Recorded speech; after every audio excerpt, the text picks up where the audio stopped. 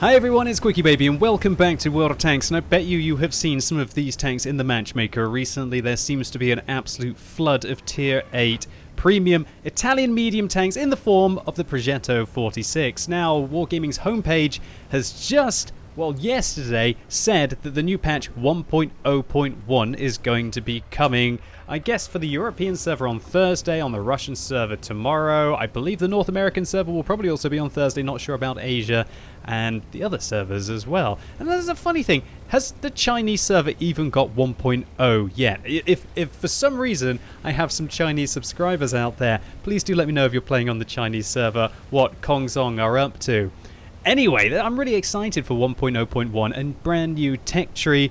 I don't think it's as fabulous and fantastic as the Swedish tech tree was when it went into the game. Wow, we were spoiled, absolutely spoiled. What was that? Was that Christmas 2016, I believe? Yeah, must be Christmas 2016 when the Swedes came. Fantastic 2 tech trees that I absolutely adored. I thought that the siege mode for the Stridsvagn 103B was just utterly awesome, and I raced up the Swedish tank destroyer tech tree, got towards the UDES, and instantly fell in love with that kind of super sneaky gameplay, right? And also the I nearly said Italian, the Swedish light tanks, then the medium tanks, then the heavy tanks with those very thick turrets and great gun depression, I also felt was some fairly novel gameplay as well. Now, initially on the 1.0.1 test server, I was very disappointed with the top tier Italian auto-reloading tanks, but since Wargaming have buffed them up just a little bit, yeah, I think they're going to be pretty good.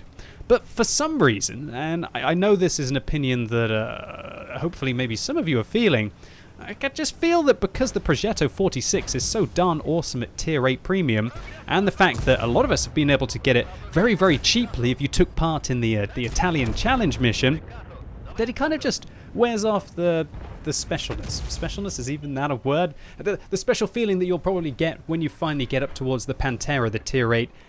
Yeah, it's a Swedish Czechoslovakian. This is awful, my brain. Obviously, I'm getting old, ladies and gentlemen. The Italian top-tier auto-reloaders, because I've kind of already experienced it, and I know that this vehicle is very powerful at tier 8. And I know that the tier 10 tank and the tier 9 tanks, well, they just don't look like they're maybe going to be quite so good for tier. But we'll have to see how that's going to happen come Thursday, right? I will be streaming that on release day. Okay, so Rafiomka and his friend Schmalek, that's the premium consumable, isn't it? Inside the Polish tanks. That tech tree should be coming soon. Anyone heard about the tier 8 premium Polish heavy tank, which looks like it's going to be quite a lot like a Defender that Wargaming kind of like taunted us with. I guess taunted the free-to-play players or teased those pay-to-win players out there with on their YouTube page just a few days ago. It looks absolutely awesome. You know, as soon as I actually have some gameplay of the vehicle, stay tuned to the channel. I will be letting you know my full opinion. Okay, so this game, Rafiomka and Schmalek, I have been having basically a duel off with 2 unicorn Progettos on the enemy team. It looks like it's the Poles versus the Czechs here, and the Czechs seem to be unicorns, but it looks like the Poles are actually going to get a jump in here. One into one of the Progettos, trying to focus the other one. A little bit of a mismanagement here by Rafiomka, but nevertheless a great result. Rafiomka and Schmalek able to go in and take out those Czech unicorns, and now the game is going to be completely opened up, but we'll have to see how these 2 players are able to handle it.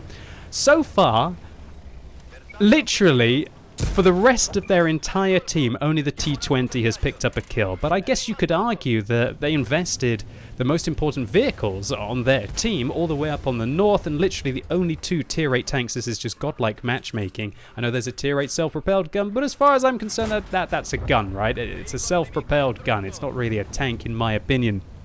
Oh, God. That's it. All the artillery players are triggered. Yeah, come on, I just featured a YouTube video a week ago called He Who Dares Wins, where I was praising all of the artillery players, so hopefully I've built up enough karma there that you're not all going to be mean to me. We'll have to see. Anyway, what I was trying to say is that, look, if you're playing in a top-tier platoon and you're the only tier 8 tanks, then it's up to you to be highly influential in the battle. Now, it's kind of dubious whether you could call Rafiomka and Schmalek's role in the battle absolutely influential there, because it looks like the Progettos on the enemy team were able to do something in the mid, but then again, they didn't really do anything. I mean, they didn't pick up any kills. I guess it's really the heavy tanks that have been making the difference on the enemy team.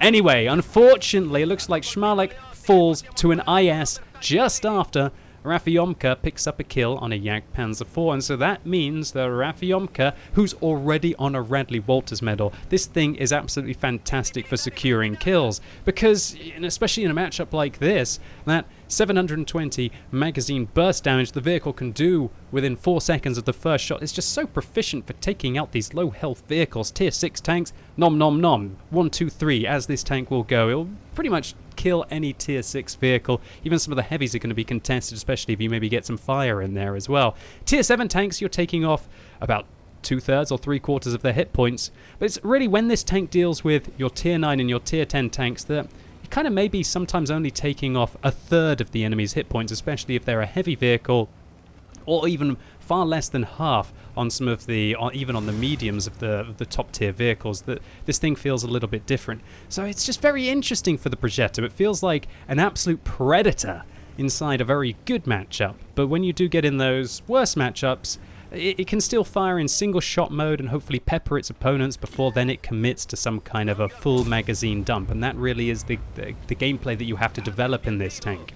Alright, so Raffiomka doesn't look like he's maybe using coated optics on this tank, or maybe he's using a very unskilled crew, because as we can see, the view range not really extending towards the end of the circle. Maybe he's using a gun laying drive there instead of coated optics. Definitely probably not using vents or brothers in arms to be able to have that, and definitely not using spaghetti on his 6 consumable here.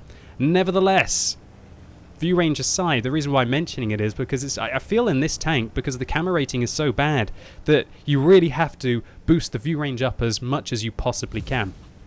Now, I've been playing through this tank, and I have to admit, when I first played it on the test account, I did very well. Then I played it on my live account, and I'm not sure if I was just having a bad day or just not really super enthused about the vehicle, because I'd already played 50 games in it on the test account, and it didn't feel so special. It felt like, oh, I just got it and I'll just play it a little bit now. But I did really, really badly. But I feel like I had a stream yesterday where I've kind of really started to figure the vehicle out a little bit more, and I think that this tank definitely, as I predicted, is going to be one of the highest skill cap tanks in the game, and it will really reward conscientious thought.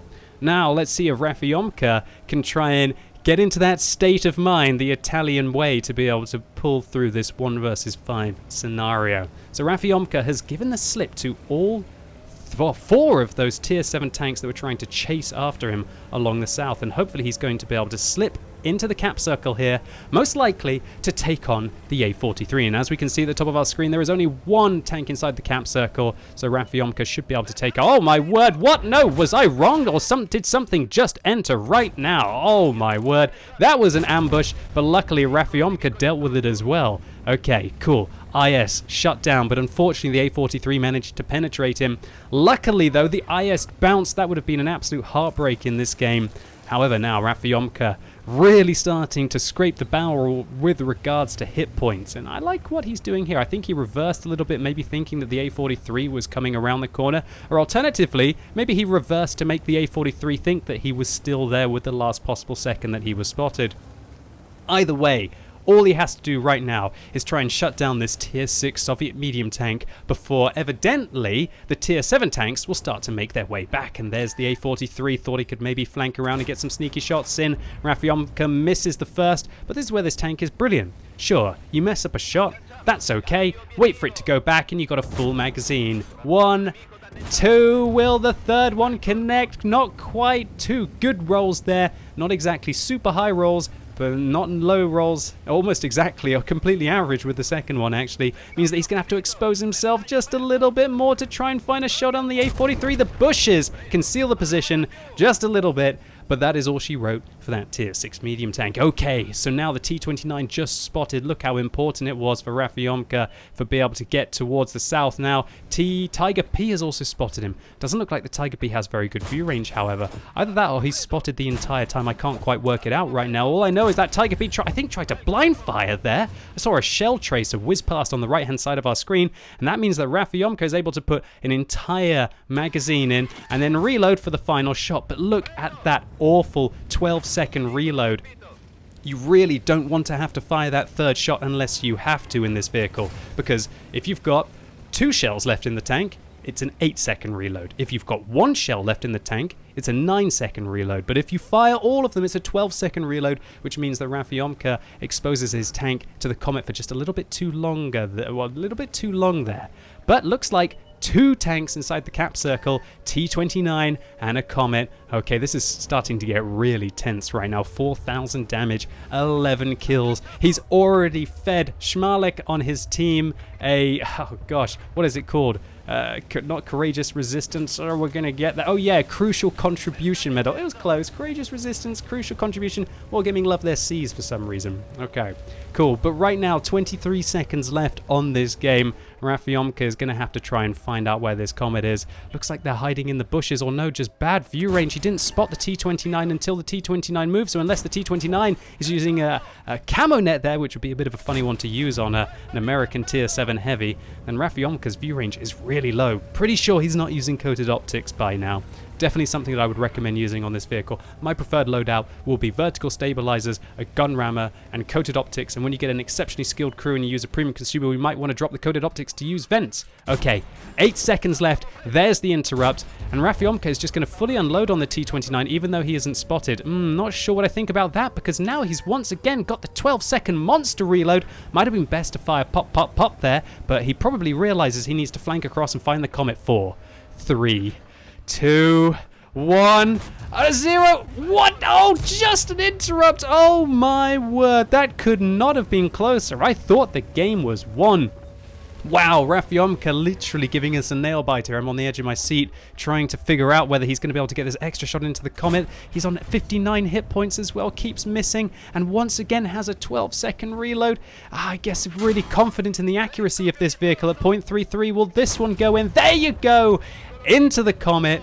Now the 1 versus 5 has become a 1 versus 1, and once again it looks like he got hit there, but the T-29 dealt no damage and the comet bounced off the turret of this tank twice. And considering the turret of this vehicle has got 80mm of armor, that is fairly fortunate. Rafyomka, you are getting very lucky right now, but also doing some great stuff for your team. Let's see if he's able to put 1 into the T-29. Great stuff. Looks like the T-29 was looking to his left, our right, thinking the Rafyomka's Progetto 46 had snuck across, and there's another one. Okay, were those... Okay, okay, those were his final armor-piercing rounds.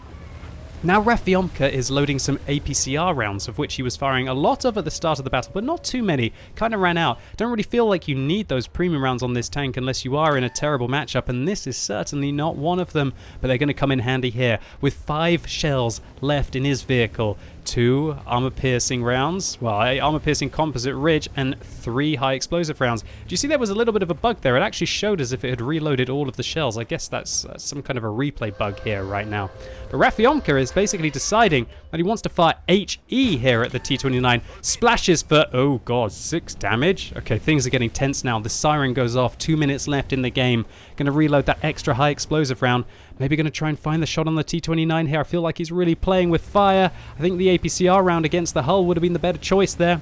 Okay, Rafyomka now, knowing that he's no longer spotted, is going to adjust his position, trying to get a read on this T-29 here, but oh, wow. Just look at that, the cupola on top of the tank. This vehicle's got awful camo rating. For a medium tank, even if you put concealment on all of your crew members, the camo rating on this vehicle is still rather lackluster. Oh dear, 3 kills for the T-29. Is the T-29 going to get the 4th, or is Rafyomka and Schmalek here going to be able to pick up 14 out of the 15 kills on his team? Pops up, T-29, fires clutch, lands the shell. There you go, 13 kills secured. That would be unlucky for some, but definitely not unlucky for Rafyomka here, who had to dig deep, at least on his luck value here, to be able to get through this game and secures probably the most tense yet impressive Progetto 46 game that I have seen so far yet. And holy mother of medals, Rafyomka was rewarded for this game. A Pools medal for those 13 kills, 1 short of the Rezanai Heroes medal, the rarest in the game, something that I've never been able to achieve. Also a Kolobanos medal, the one that everybody wants for standing alone against at least 5 opponents. A Pascucci's medal for executing 2 artillery, a Spartan medal for ricocheting with less than 10% of his hit points, that crucial contribution medal for securing 12 kills between a platoon in a battle, a steel wall, and that's bizarre for a Progetto. Wow, just squeaked it with 11 hits received. This tank is not very well armored, and Rafyomka was purely lucky to be able to get through this one at the end there. Well, I'd like to stress, lots of skill and lots of luck. That's usually what happens when you want to get these kind of medals as well, right? Tank Sniper for dealing most of the damage at long range, and a High Caliber for the just shy of 6,000 damage, and a Defender medal as well for protecting that cap circle multiple times, and probably, hopefully, to just make this an exciting video, right? Now, Rafyomka fired a few premium rounds here, as we can clearly see, but still made 100,000 credits profit. And while the enemy Progettos had good games and were clearly exceptional players, it looks like the Polish platoon were the victors today. And so, Rafyomka and Smalets, congratulations to you on this monster carry in this game. And thank you so much for setting the bar so high to get an ace tanker in this vehicle. I'm sure all of us are very appreciative of that. And I hope all of you enjoyed this video. If you did, consider giving it a thumbs up. But if you hated it, give it a thumbs down. And let me know in the comments what you think about 1.0.1 coming out this Thursday for the European server. Are you prepared? Or are you going to get berated by Illidan? And as always, thank you so much for watching. You've been epic, and hopefully I'll see you soon.